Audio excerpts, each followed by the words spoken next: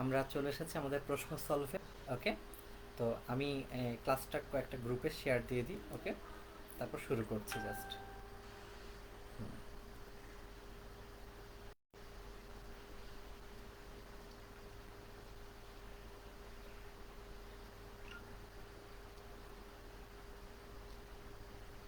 হ্যাঁ, আশা করি তোমরা স্ক্রিন দেখতে পাচ্ছ। আমরা আজকে যেটা করব সেটা হচ্ছে আমাদের ডেন্টাল ভর্তি পরীক্ষার প্রশ্ন সলভ। ওকে, তো আজকে কত সালেরটা নিয়ে আমরা কথা বলা শুরু করেছি।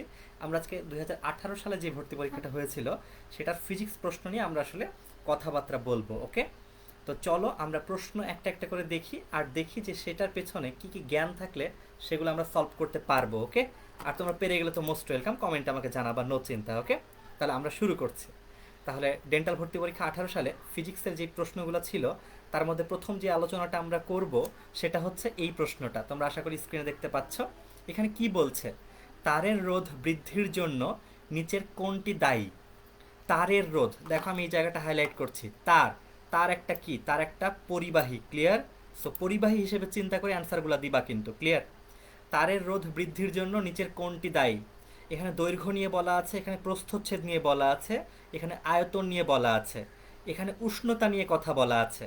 তার মানে তোমার রোধের সাথে এদের সম্পর্কযুক্ত মানে সূত্র যদি তুমি প্রথম খোঁজ করো তাহলে মনে হয় তোমার জন্য ভালো হবে। দেখো আমি তোমাকে হেল্পের জন্য বলে দিচ্ছি।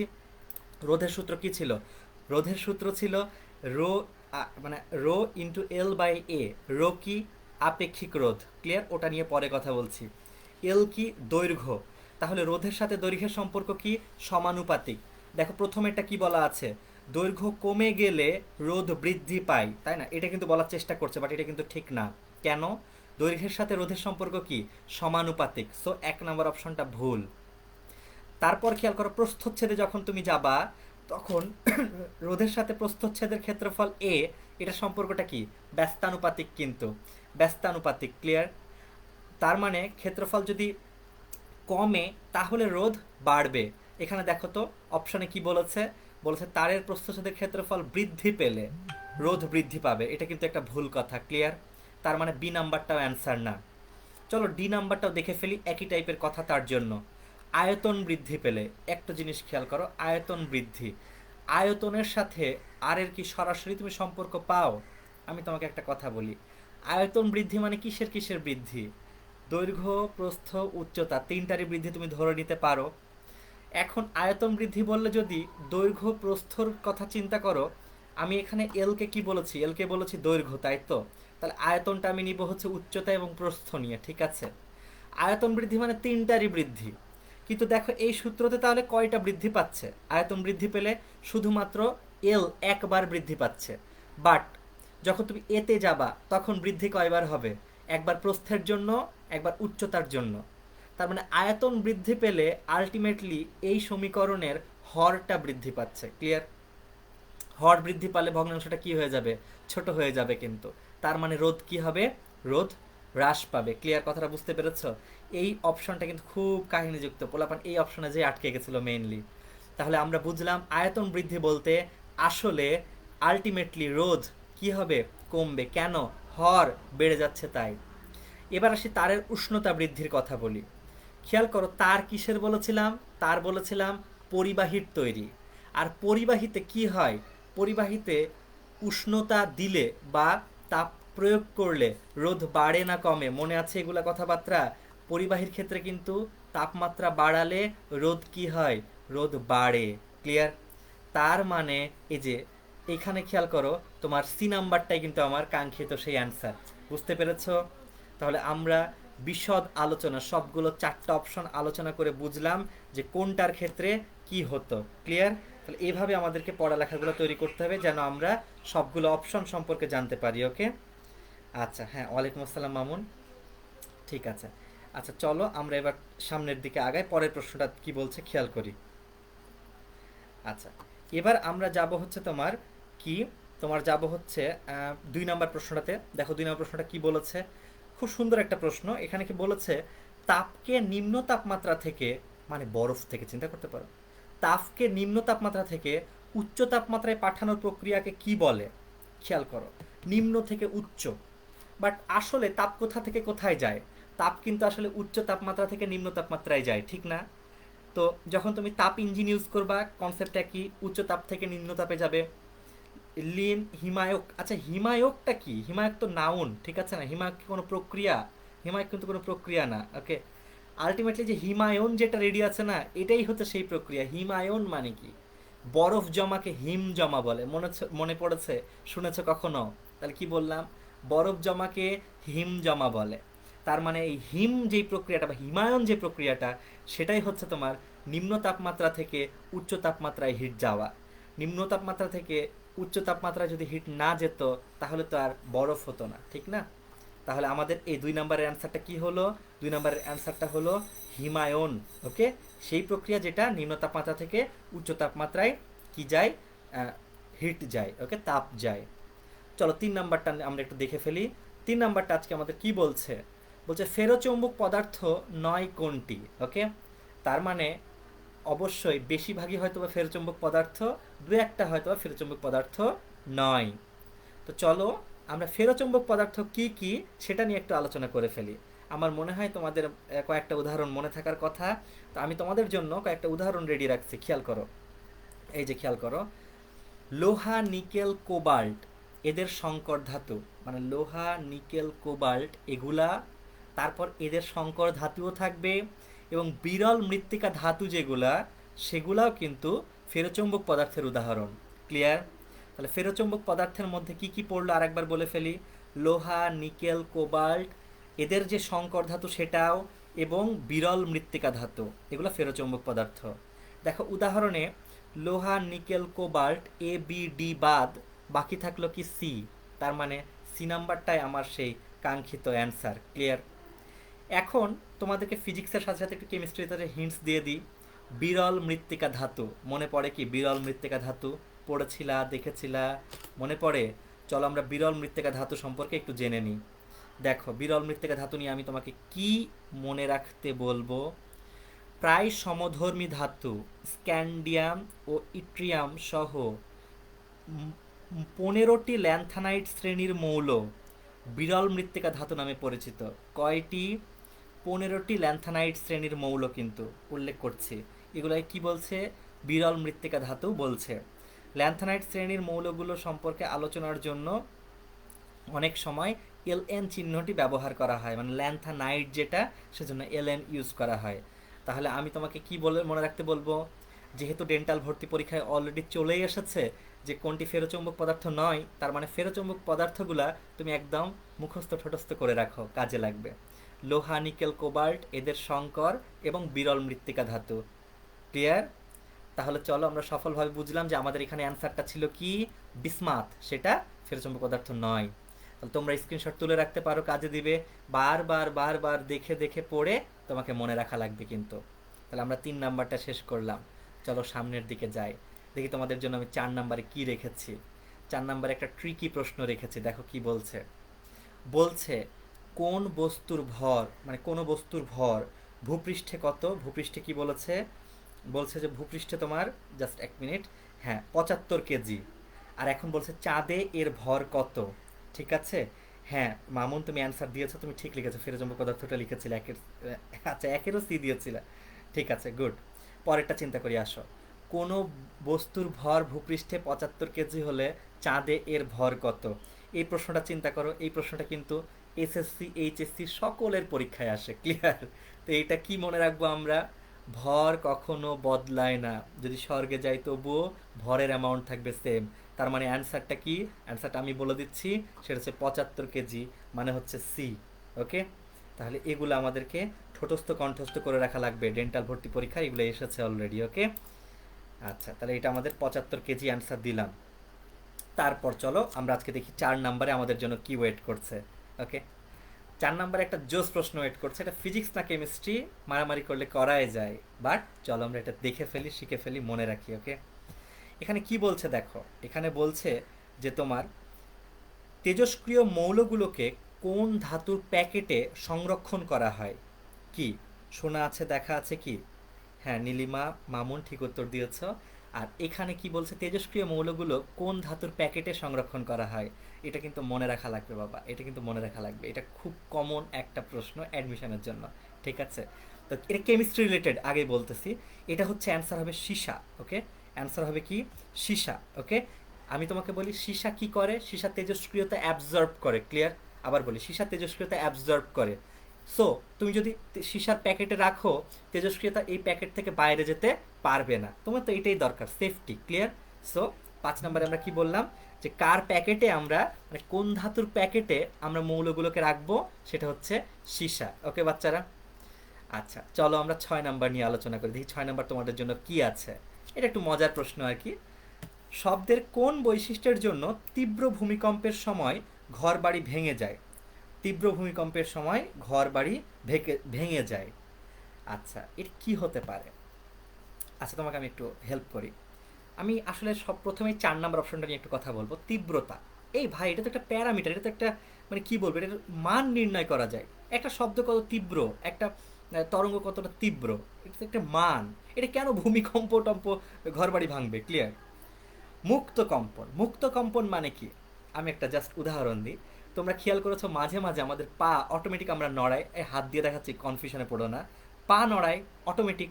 খেয়াল করেছো? এটা হচ্ছে তো স্বাভাবিকভাবে যেটা কাঁপছে, সেটা হচ্ছে মুক্ত কম্পন। এটা জাস্ট মজা করার জন্য বললাম। বাস্তবতা হচ্ছে, যদি কোথাও ঝুলন্ত ব্রিজ থাকে, ব্রিজটা স্বাভাবিকভাবে নিজের জন্যই, নিজের অণুপরমাণুর জন্যই একটু কম্পনরত অবস্থায় থাকে। ক্লিয়ার? সো মুক্ত কম্পনের জন্য কখনো ঘর বাড়ি ভাঙবে না। স্বরকম্প, বিট এসবের জন্য না, আসলে হচ্ছে পরবশ কম্পন, যেটা সেটা। পরবশ কম্পন মানে হচ্ছে তোমার কি বিল্ডিংকে এমনভাবে কাঁপিয়ে দিয়েছে সেই ভূমিকম্পটা, যে সে আর ঠিক থাকতে পারলো না। পরবশ কম্পন, পরের জন্য কম্পন, মনে থাকে যেন। ঠিক আছে, 6 নাম্বার অ্যান্সার। হ্যাঁ, নীলিমা ঠিক বলেছে। তাহলে আমরা একটু শিখলাম যে এই ভূমিকম্পর গল্প আমাদের ডেন্টাল ভর্তি পরীক্ষায় 2018 সালে এসেছিল। আমরা যেন পারি এগুলা, এগুলো আমাদের জন্য এখন, মানে কি বলবো, বাচ্চাকালের জিনিস যেন হয়ে থাকে। 18 সাল কিন্তু অনেক আগে। খেয়াল করো এটা কি বলছে, 7 নাম্বারটা। দেখি এটা কে কে পারে। শরৎকালে কোন সময়ে শিশির পড়ে? শরৎকালে কোন সময়ে শিশির পড়ে?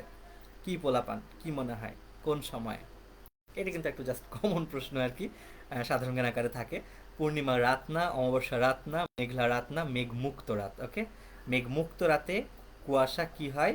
পড়ে বেশি। ক্লিয়ার?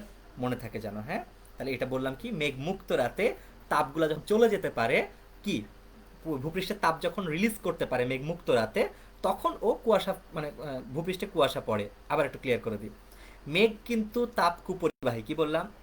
মেঘ কিন্তু তাপ কুপরিবাহী।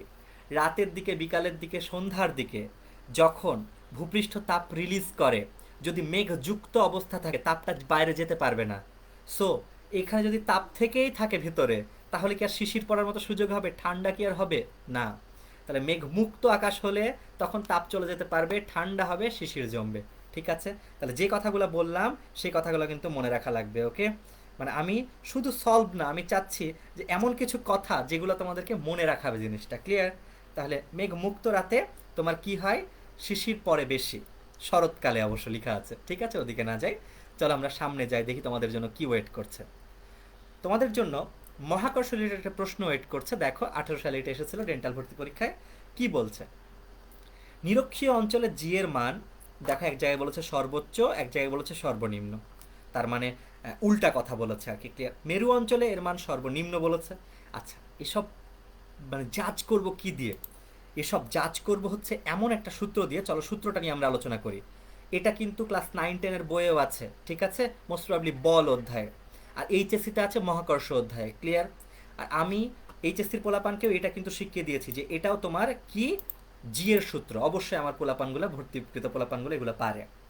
সো দেখো, জিএম বাই আর স্কোয়ারকে আমরা কি বলছি? অভিকর্ষ স্তরণ।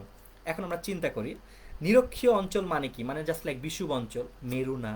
তোমরা মনে হয় জানো মেরুর চেয়ে নিরক্ষে, মেরুর চেয়ে বিষুবে আর এর মান কি বেশি? কি বললাম? মেরুর চেয়ে বিষুবে আর এর মান বেশি। দেখো, আর এর মান যদি বেশি হয়, তাহলে জি এর মান কি হবে? কম হবে কিন্তু। ক্লিয়ার? জি এর মান কম হবে কিন্তু। তার মানে এই যে এটা ঠিক আছে। ক্লিয়ার? এটা ঠিক আছে, তার মানে এটা ভুল, এ ভুল। এদিকে খেয়াল করো, এইটা কি বলছে? মেরু অঞ্চলে জি এর মান সর্বনিম্ন। মানতে পারলাম না। কেন? মেরু অঞ্চলে আর এর মানই তো কম, তাহলে তো ভগ্নাংশের মানটা বেড়ে যাবে। হর কম হলে ভগ্নাংশ বেড়ে যায় না? সো এই তো ঠিক আছে, এই নীলিমা একদম ঠিক উত্তর দিয়েছে। আর অভ্যন্তরে গেলে জি এর মান কিন্তু কমে, মনে থাকে যেন, কমতে কমতে একদম ভূকেন্দ্রে গেলে জি এর মান শূন্য। যাই হোক, এক্সট্রা কথা বললাম। তাহলে 8 নম্বরের সঠিক তথ্য সি। ওকে, তারপর চলো আমরা সামনের দিকে যাই, দেখি কিছু শিখতে পারি কিনা। ওকে, আজকে আমাদের 9 নম্বরে যেটা আমি তোমাদের জন্য রেখেছি খুব সহজ। দেখো, বল এবং বলের ক্রিয়ার গুণফলকে কি বলে? হুম, মামুন অ্যান্সার দিয়েছে বিশু। চলে আসি এবার 9 নম্বরে। বল ও বলের ক্রিয়ার গুণফলকে কি বলে, মানে তুমি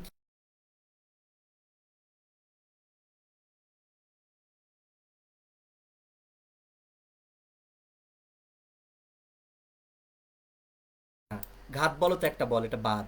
ঠিক আছে, শক্তি, বল ও বলের ক্রিয়াকালকে গুণ করলে শক্তি পাওয়া যায়, এটা আমার বিশ্বাস হয় না। তো কোন টার্মটা? বলের ঘাত টার্মটা কি তোমাদের মনে আছে? চলো আমরা একটু বলের ঘাত টার্মটা দেখে আসি। বলের ঘাতের ইংলিশটা, বলের ঘাত বলতে বোঝায় ইম্পালস অফ ফোর্স। এটা কি, সংজ্ঞাটা খেয়াল করো। বলের ক্রিয়াকাল খুব কম যদি হয়, হ্যাঁ ত্রিনামা ভুল হয়ে গেল যে বল, ঘাত বল কি, এটাও কিন্তু একটা বল। সো বলের সাথে সময়কে গুণ করলে তুমি আরেকটা বল পাবা, এটা হতে পারে না। ঠিক আছে, সো বি নাম্বার না। খেয়াল করো, আমরা বলের ঘাতটাকে বুঝে নিই, তারপর অ্যান্সারটা বুঝে ফেলবা। বলের ক্রিয়াকাল খুব কম হলে, খুব কম ক্রিয়াকাল, একটা উদাহরণ দিই কোনটা হতে পারে। জাস্ট লাইক ধোনি যখন কোনো একটা বলকে হেলিকপ্টার শট মেরে ছক্কা বানাইতো, তখন যা হতো সেটা হচ্ছে খুব কম ক্রিয়াকাল, মানে বলটাকে খুব কম সময়ের জন্য ব্যাট দিয়ে আঘাত করে। ঠিক আছে, তাহলে এই কেসটা মনে করতে বলেছে। বা তুমি একজনকে বক্সিং দিলা, খুব অল্প সময়ের জন্য তোমার হাতটা কিন্তু টাচ করে, এগুলার ক্ষেত্রে ক্রিয়াকাল কি হয়? খুব কম হয়। ঠিক আছে, তার সংজ্ঞাটা কমপ্লিট করি। ক্রিয়াকাল খুব কম হলে বস্তুর উপর প্রযুক্ত বল ও বলের ক্রিয়াকালের গুণফলকে বলের ঘাত বলা হয়। ঠিক আছে, মনে থাকে যেন। তাহলে বলের ঘাত টার্মটা কি? বল এবং বলের ক্রিয়াকালের গুণফল। পোলাপান, ও আচ্ছা, হ্যাঁ প্রীতুলা, তুমি তাহলে ভুল বলছিলে, সরি, ঠিক আছে, নাম ভুল করেছি। ফিরে আসি, তাহলে বলের ঘাত টার্মটা রক্তের সাথে মেশা থাকবে। এখন প্রশ্ন জাগতে পারে, ভাই খুব তো বললেন, আমি আসো দেখাই দিই। বলের ঘাতকে প্রকাশ করা হয় জে দিয়ে।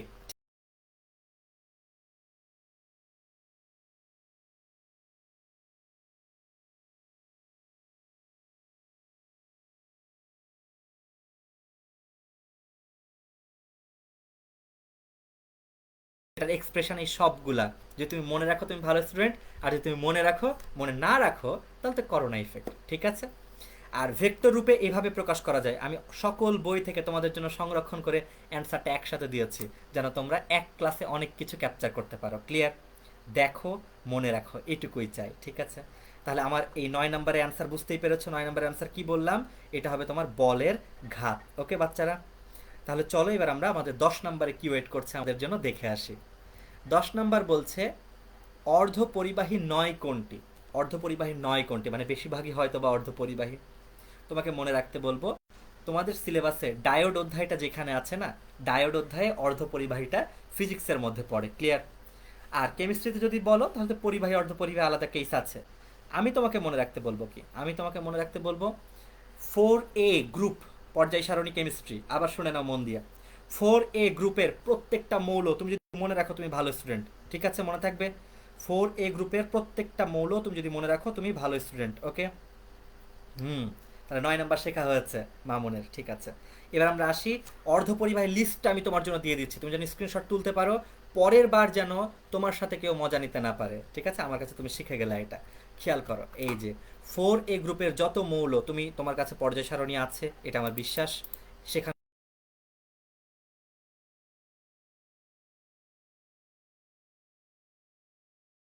তারপর FL, ওকে, ফ্লেরোভিয়াম বলে। তাহলে এই যে এই কয়টা মৌল, এই কয়টা মৌল তুমি যদি মনে রাখো তাহলে কি তোমার জন্য লাভ না? এটা এমসিকিউ কিন্তু কমন রে, বুঝছো বাচ্চারা? যে কার্বন, সিলিকন, জার্মেনিয়াম, টিন, সীসা, ফ্লেরোভিয়াম। ঠিক আছে, এই কয়টা তোমাকে কণ্ঠস্থ করে ফেলতে হবে। ওকে, তাহলে চলো আমরা এইগুলার বাইরে যেটা আছে সেটা আমাদের অর্ধপরিবাহী নয়। ঠিক আছে, তাহলে অ্যান্সারটা হচ্ছে, হ্যাঁ প্রীতুলা ঠিক বলেছে, মামুন ঠিক বলেছে, অ্যান্সার হচ্ছে অভ্র। ওকে, অভ্র কিন্তু আসলে কুপরিবাহী। ওকে, তাহলে আমরা সুন্দর করে বুঝলাম অর্ধপরিবাহী প্রশ্নটা কিন্তু দেখো ডেন্টাল ভর্তি পরীক্ষায় এসেছে, তোমাদের এসএসসি টেস্ট পেপারেও পাবা, এইচএসসি টেস্ট পেপারেও পাবা, কমন প্রশ্ন, ডায়োডের অধ্যায় এটা থাকে, তাও বলে দিলাম। ঠিক আছে বাচ্চারা, তাহলে আশা করি মনে রাখবা। 4A গ্রুপ আমার সকল পোলাপানের মনে থাকবে, এটা আমি আশা করি। আর যদি মনে না রাখো তুমি আমার স্টুডেন্ট না। Thank you. ফিরে আসি। তো বাচ্চারা এবার দেখি আমরা 11 নাম্বারটা কি ওয়েট করছে আমাদের জন্য। 11 নাম্বারটা একটা মজার প্রশ্ন ওয়েট করছে, কমন প্রশ্ন ওয়েট করছে। এক্স রে এর জন্য কোনটি সঠিক? হ্যাঁ ভাইয়া দেখো, এক্স রে এর জন্য কোনটি সঠিক দেখি পোলাপান পারে কিনা। 4টা জাস্ট অপশন দেওয়া আছে, ওকে। তো এখানে এক্স রের ইউজের মধ্যে তুমি এটা পাবা, ওকে। এটা মানে কেমিস্ট্রি ফিজিক্স মিক্স। আমি তোমাদের এখনকার কেমিস্ট্রি সিলেবাসটা আসলে ঠিক বুঝে উঠতে পারি না, কি কোথায় যে ঢুকাই দিছে আর কি। তো যাই হোক, ওদিকে না যাই। এক্স রের জন্য কোনটি সঠিক, তো সেটা তোমাকে আমি বলে দিই। এখানে যেটা দেখো ডি নাম্বারে যেটা লেখা আছে এটা কিন্তু সঠিক। আমি চাই এর পরের দিন তোমাকে যদি আমি সামনাসামনি কখনো পাই, এই যারা ক্লাস করছো, যদি জিজ্ঞেস করি এক্স রে একটা সঠিক ইউজ বলো, এটা বলবা জিনের চারিত্রিক গুণাবলীর পরিবর্তন ঘটায়, হুবহু। কি বললাম? এক্স রে জিনের চারিত্রিক গুণাবলীর পরিবর্তন ঘটায়। আমার পোলাপান যেন এটা সরাসরি বলতে পারে, যেহেতু এটা দামি, এটা দামি জায়গায় এসেছে। ঠিক আছে, দামি জায়গা না, সাদা অ্যাপ্রনের জায়গা দামি জায়গা তো। ঠিক আছে, ডাক্তারি অনেক দামি জায়গা। তো যাই হোক, ওদিকে না যাই। তো বাচ্চারা আমরা আর একটু পরে শেষ করব, আমাদের মোট 17টা প্রশ্ন টার্গেট, ওকে। নো চিন্তা, দেখি কতটুকু আমরা এগোতে পারি। দেখো বাচ্চারা, আমাদের পরবর্তী যেটা 12 নাম্বারটা কি বলেছে, আলোর আলোর তরঙ্গ তত্ত্ব প্রদান করেছেন কে, কোন বিজ্ঞানী? জাস্ট জ্ঞানমূলক প্রশ্ন হয়ে গেছে এটা, তাই না? আলোর তরঙ্গ তত্ত্ব প্রদান করেছেন কোন বিজ্ঞানী? আমি বলে দিই, হাইগেন যিনি, তিনি হচ্ছে তরঙ্গ তত্ত্ব প্রদান করেছেন। হাইগেনের তত্ত্ব এইচএসসিতে চ্যাপ্টার সেকেন্ড ইয়ার চ্যাপ্টার 7-এ হুবহু আছে হাইগেনের তত্ত্ব। ক্লিয়ার? 9-10-এর পোলাপান তোমাদের মনে হয় তত্ত্ব এবং তত্ত্ব কে দিয়েছে এগুলো মনে রাখতে হয়। ঠিক আছে, সো মনে রাখবা হাইগেন কি দিয়েছে, তরঙ্গ তত্ত্ব। ঠিক আছে, শুধু হাইগেন বলে আমরা পরিচিত, ক্রিশ্চিয়ান নামটা আমরা শুনি নাই, বাট মনে রেখো, কোনো অসুবিধা নাই। ঠিক আছে, তাহলে আজকের পর থেকে যেন পোলাপান এগুলা পারে, ওকে। তো চলো আমরা এখন আমাদের আজকের দিনের কয় নাম্বার, 13 নাম্বারে যাই, দেখি কি অবস্থা আমাদের জন্য, কি অবস্থা দাঁড়ায়। দেখো কি বলেছে, কোন কণাটির প্রতিকণা নেই? প্রতিকণা, এটার ইংলিশটা কি? ইংলিশটা হচ্ছে অ্যান্টি পার্টিকেল। ক্লিয়ার? তাহলে অ্যান্টি পার্টিকেল সম্পর্কে চলো একটু শিখে ফেলি, যেহেতু এটা ভর্তি পরীক্ষায় এসেছে। কিন্তু অপশনগুলো দেখো চেনা, কিন্তু ইলেকট্রন চেনা, ফোটন লাস্টেরটা চেনা, লেপটন, হ্যাড্রন, তোমরা এগুলো পড়েছো কিনা জানি না, এগুলো কিন্তু তোমাদের বইয়ের চিপায় চাপায় আছে, ওকে। তো ওদিকে না যাই, আমরা চলো প্রতিকণা সম্পর্কে একটু জেনে নিই, অ্যান্টি পার্টিকেল যেটাকে বলে ইংলিশে। দেখো প্রতিকণা বলতে কি বোঝাচ্ছে আমি তোমাকে দেখাই দিচ্ছি। সহজ কথায় প্রতিকণা কোনো কণার বিপরীত আধান ও অন্যান্য বৈশিষ্ট্য সম্পন্ন কণা। ঠিক আছে, বিপরীত আধান মানে একটা যদি প্লাস হয় আর একটা হবে মাইনাস। ঠিক আছে, তাহলে কি বললাম, প্রতিকণা বা অ্যান্টি পার্টিকেল হচ্ছে বিপরীত আধান এবং অন্যান্য বৈশিষ্ট্য সম্পন্ন কণা। অন্যান্য বৈশিষ্ট্য সেমও হতে পারে, বিপরীত হতে পারে, খেয়াল করো। ঠিক আছে, এটা কিন্তু কেউ ক্লিয়ার করে বলতে পারবে না সেম হবে না বিপরীত হবে, তো ওইদিকে না যাই। হ্যাঁ, আমরা আরও কিছু পড়ি, খালি একটা সংজ্ঞা পড়লে আমাদের লাইফ চলবে না, আমরা আরও কিছু শিখে নিয়ে আসো। প্রতিটি পার্টিকেলের একটি অ্যান্টি পার্টিকেল আছে, এভাবে কল্পনা করা হচ্ছে, বিজ্ঞানীরা বলতেছে। তো সেই অ্যান্টি পার্টিকেল কী কী মেনে চলবে শুনে নাও। প্রতিকণা, পার্টিকেল এবং অ্যান্টি পার্টিকেলের একই ভর থাকে, ওজন সমান। ক্লিয়ার? 1 নাম্বার বৈশিষ্ট্য। 2 নাম্বার বৈশিষ্ট্য কি বলছে, বিপরীত চার্জ থাকে পার্টিকেল এবং অ্যান্টি পার্টিকেলের। ঠিক আছে, তৃতীয় বৈশিষ্ট্য কি, বিপরীত স্পিনযুক্ত। স্পিন পড়েছ না, ইলেকট্রনের স্পিন, ঘূর্ণনের দিকটাকে বোঝাচ্ছে স্পিন, একটা মাইনাস হাফ একটা প্লাস হাফ, এগুলো পড়েছো আশা করি, সেই স্পিন। ঠিক আছে, তাহলে কি বললাম, যে পার্টিকেল অ্যান্টি পার্টিকেলের বিপরীত চার্জ এবং বিপরীত স্পিন থাকে, ওকে। হ্যাঁ নীলিমা, তুমি যে একটু ভুল করে দিয়েছো বাবা, প্রতিকণা নেই কোনটার। ঠিক আছে, খুব সহজ করে দিয়েছে কিন্তু অপশন, আমি মন দিয়ে বলছি, শোনো, মন দিয়ে শোনো। ইলেকট্রন, হ্যাড্রন, লেপটন সবগুলাই কিন্তু কণা, প্রতিকণার দিকে পরে যাচ্ছি। কিন্তু লাস্টেরটা যেটা, এটা হচ্ছে ফোটন। এ পাগল, এটা তো ফোটন, এটা তো কণা না, তাহলে এর কোনো প্রতিকণা নেই। ঠিক আছে, কিভাবে সলভ করলাম আবার বলি, ইলেকট্রন, হ্যাড্রন, লেপটন এগুলা কি কণা, তাহলে এগুলার প্রতিকণা থাকতেই পারে। তাহলে প্রতিকণা নেই কার, যেটা নিজে কণা না সেটারই প্রতিকণা নেই।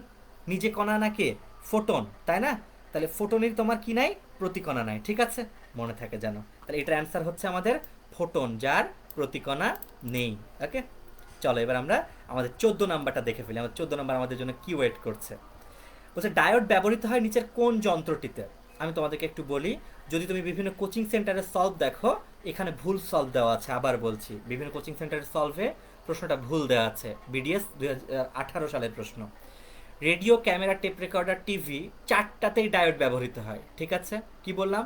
চারটাতেই ডায়োড ব্যবহৃত হয়। তোমার যদি কথা বিশ্বাস না হয়, তুমি জাস্ট উইকিপিডিয়ায় যাও, ইংলিশে লিখো ডায়োড ইজ ইউজড, ওকে, আর কিছু লাগবে না। তারপর দেখবা radio, camera, tape recorder, TV সব পাবা তুমি। ঠিক আছে, তাহলে এই 14 নাম্বারটা কিন্তু ভিআইপি প্রশ্ন, আমি আবার বলছি, কারণ এটা বিভিন্ন কোচিং সেন্টারের গাইডে কিন্তু অ্যান্সার একটু ভুল ভাল দেখেছি আমি। ঠিক আছে, মানে আমি যখন নিজেই তুলি তখনই দেখছি না, এটা হইতে পারে না, তো কোথাও ভুল আছে। আমরা আজকে 15 নম্বর প্রশ্নে চলে এসেছি। দেখি 15 নম্বর প্রশ্নটা কি ওয়েট করছে তোমাদের জন্য। 15 নম্বর প্রশ্নটা ওয়েট করছে যে একটি দোলকপিণ্ডের ব্যাস কমালে, মানে ব্যাস কমানো হলে কোন ঘটনাটি ঘটবে? ব্যাস, ওকে, ব্যাস মানে, ব্যাস মানে ডি, বাট ব্যাসার্ধ মানে কি আর। তাহলে আর যুক্ত যেই কাহিনীগুলো আছে, আর যুক্ত যে কাহিনীগুলো আছে সেগুলো আমি রিক্যাপ করে দিই। দেখো, প্রথমে বলবো বড় হাতের এল ইকুয়াল টু ছোট হাতের এল প্লাস আর। এই ছোট হাতের আর যেটা, সেটাই কি ব্যাসার্ধ, মনে আছে মনে হয়। এই ব্যাসার্ধ কোথায় যাচ্ছে? ব্যাসার্ধ পর্যায়কালের সূত্রে যাচ্ছে। ক্লিয়ার? তাহলে দেখো কি বলছি, দেখো, পিণ্ডের ব্যাস কমাচ্ছ, ব্যাস কমাচ্ছ মানে ব্যাসার্ধ কমাচ্ছ, ব্যাসার্ধ কমাচ্ছ মানে এল কমাচ্ছ, এল কমালে লব কমাচ্ছ, লব কমালে টি কি হবে? কমবে। ক্লিয়ার? টি কি হবে? কমবে। আর টি যদি কমে তার মানে কি? পর্যায়কাল